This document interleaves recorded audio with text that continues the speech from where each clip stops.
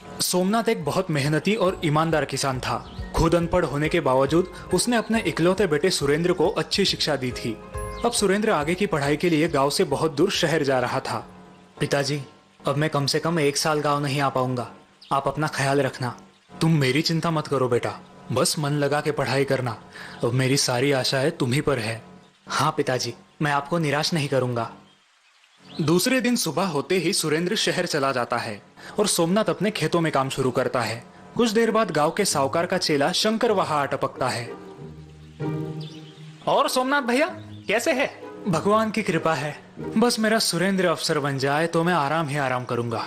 वो तो आप अभी कर सकते हो। गांव के हीरामल साहूकार कब से आपकी जमीन खरीदना चाहते हैं, वो भी दुगने दाम में। नहीं शंकर, एक किसान के लिए उसकी जमीन माँ के समान होती है और माँ का भी कोई सौदा करता है भला। अब आपकी मर्जी, लेकिन इस साल बहुत भयंकर सूखा आने का अंदेशा है और अब तो सुरेंद्र भी नहीं है आपकी सहायता के लिए। देखते हैं। शंकर सोमनाथ को जमीन बेचने के लिए राजी नहीं कर पाता और वहां से निकल पड़ता है। ये बूढ़ा बहुत जिद्दी है, अब साहूकार मुझ पर नाराज होंगे। ऐसे ही महीनों बीत जाते हैं। सुरेंद्र और सोमनाथ एक दूसरे को चिट्ठियां लिखकर अपनी खुशहाली बताया करते थे।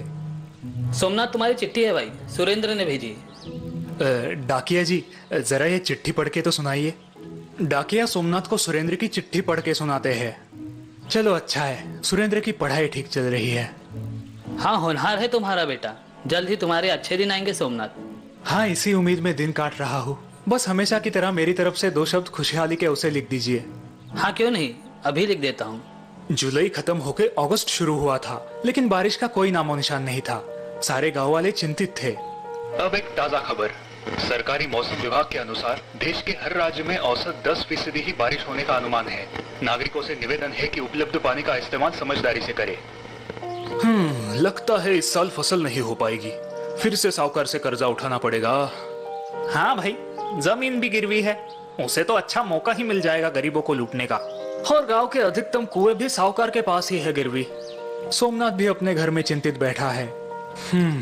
लगता है शंकर की बात सच होने वाली है। आषाढ़ खत्म होके श्रावण शुरू हुआ है, लेकिन आसमान से एक पानी की बूंद नहीं टपकी। कुएं की गहराई बढ़ा दूं तो शायद पानी मिले। ये सोच के सोमनाथ सीढ़ी लेके अपने घर के माले पे चढ़ता है और वहां से कुदाल और फावड़ी निकालता है, लेकिन इसी दौरान वो पैर फिसल के गिर जाता है। सोमनाथ के हाथों में और घुटनों में गंभीर चोटें आती है। हे भगवान, ये क्या हो गया? अब मैं कुआं कैसे खोदूं? अनाज कैसे बोऊं? घर पे आराम कर रहा सोमनाथ डाकिये की मदद से अपने बेटे सुरेंद्र को चिट्ठी लिखता है और यहाँ का सारा हाल बयां कर देता है। चलो भाई सोमनाथ, मैं निकलता हूँ, तुम अपना ख्याल रखना। यहाँ शहर में सुरेंद्र अपनी परीक्षा की तैयारी कर रहा था, लेकिन वो पिताजी की चिट्ठी पढ़ के सोच में पड़ गया। बेटा सुरेंद्र, इस साल सूखे की वजह से शायद फसल ना हो पाए, लेकिन अगर तुम यहाँ होते तो मैं हमारा कुआं खोद के उसकी गहराई बढ़ा देता, थोड़ी बहुत सब्जियां बो लेता। अब सब राम भरोसे छोड़ रहा हूँ। पिताजी काफी बीमार है, ऊपर से ये सूखे का संकट, और मैं यहाँ फंस गया हूँ। कुछ करना पड़ेगा। कुछ दिन बाद डाकिया सुरेंद्र की चिट्ठी लेके आता है और सोमनाथ को पढ़ाता है। प्रणाम पिताजी, आपकी चिट्ठी मिली, लेकिन आप हमारा कुआं और ज्यादा मत खोदिए। हमारे पुरखों ने वहाँ गुप्त धन छुपाया है। ये बात मुझे दादी ने उनके स्वर्गवास से पहले बताई थी और सही समय पर आपको बताने का वचन मुझसे लिया था। क्या? चिट्ठी पढ़ते ही दोनों चौंक जाते हैं। वाह सोमनाथ, तुम्हारा तो भाग्य खुल गया भाई। डाकिया वहाँ से निकलता है, तभी रास्ते में उसे शंकर मिलता है। क्यों डाकिया जी, क्या खबर? लाखों में एक खबर है भाई। क्या बात कर रहे हो, जरा हमें भी बताओ भाई। डाकिया शंकर को सोमनाथ के कुएं के बारे में बताता है और वो सुन के शंकर की आंखें फैल जाती है। उसी रात शंकर फावड़ा और कुदाल लेके चुपके से सोमनाथ के खेत में आता है और उसका कुआं खोदने लगता है। ये गुप्त धन अगर मुझे मिल गया तो मैं खुद ही साहूकार बन जाऊंगा। बहुत देर तक कुआं खोदने के बाद भी शंकर के हाथों कुछ नहीं लगता और वो परेशान हो जाता है।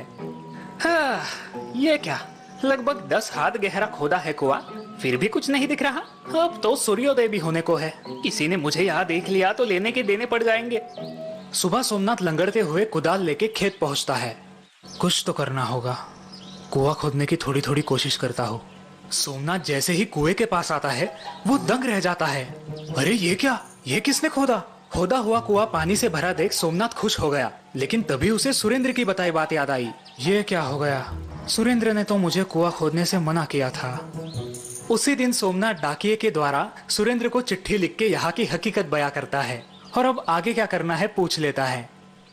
बेटा, यह चमत्कार हो गया है। तुमने मुझे कुआं खोदने से मना किया था, लेकिन एक रात किसी ने हमारा कुआं काफी गहराई तक खोद दिया और अब कुआं पानी से भर गया है।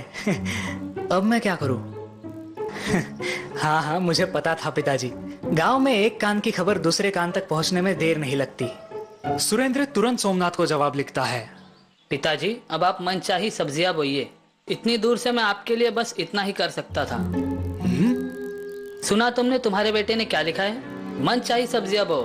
वाह भाई वाह, उधर शहर में बैठ के यहाँ बाप के लिए कुआं खुदवाया, वो भी मुफ्त। बेटा हो तो ऐसा।